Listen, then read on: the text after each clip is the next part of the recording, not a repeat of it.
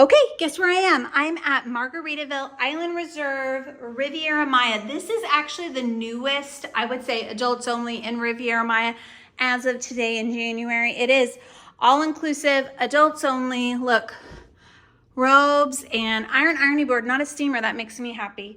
I love these little cutesy details. This is all about the no plastics and bottle openers.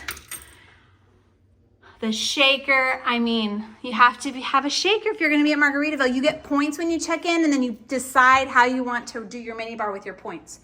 That's kind of cool, so that's like less waste. So here's the room. It's a paradise room.